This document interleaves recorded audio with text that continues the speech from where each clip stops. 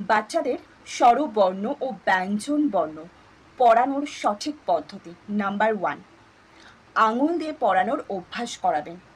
তাহলে পরবর্তীকালে যখন বাচ্চারা রিডিং পড়া শুরু করবে বা রিডিং পড়তে শিখবে, সেক্ষেত্রে অনেকটাই সুবিধা হবে, তাদের অভ্যাস তৈরি হবে। নাম্বার 2, স্পষ্ট এবং সঠিক উচ্চারণে বাচ্চাদের পড়ানোর চেষ্টা করবেন। চলুন শুরু করি।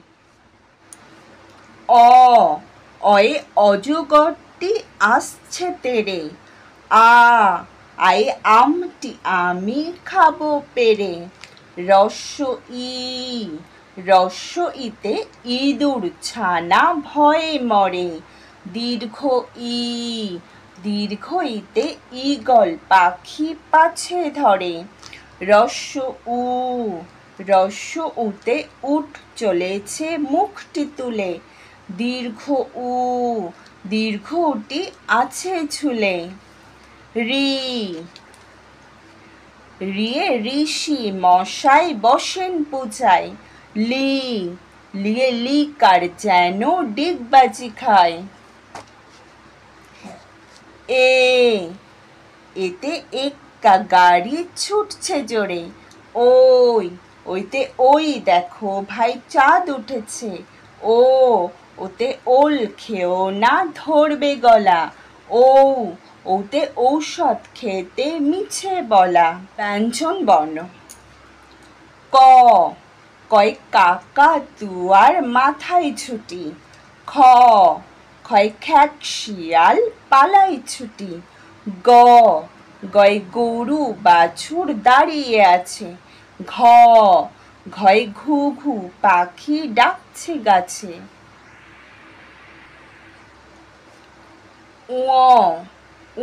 নৌকা মাঝি ব্যাং। চয় চিতা বাঘের সরু ঠ্যাং। ছয় ছাগল ছানা লাফিয়ে চলে। বর্গীয় জয়ে জাহাজ ভাসে সাগর জলে। ঝয় ঝাড়ু হাতে এলো কানাই। ইয়ো চোরে নাচছে দু ভাই। টয় টিয়া পাখির ঠোঁটটি লাল। ঠয় ঠাকুর দাদার শুকনো গাল। ডয় ডুলি কাঁধে বেহারা যায়। ঢয় ঢুলি ভায়া ঢোলক বাজায়। মূর্ধন্য ওই নাকের উপর। তয় তিনি আপন শিকার ধরে। থয় থালা ভরা আছে মিঠাই। দয় দোয়াত আছে কালি নাই। ধয় ধোপা কেমন কাপড় কাচে। দন্ত নয় নাপিত ভায়া দাড়ি চাচে। পয় পাখির বাসা হাওয়ায় নড়ে। ফয় ফোয়ারা হতে জল পড়ে।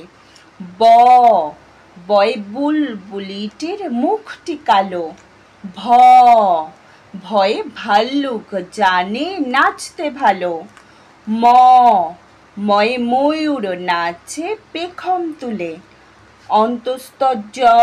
অন্তস্তজয়ে যাতা ঘোরে হাতের জোরে।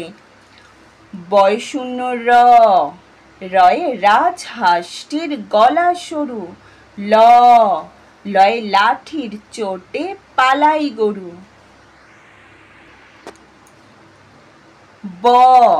বয় বাঘের চোখ শিকার খোঁজে।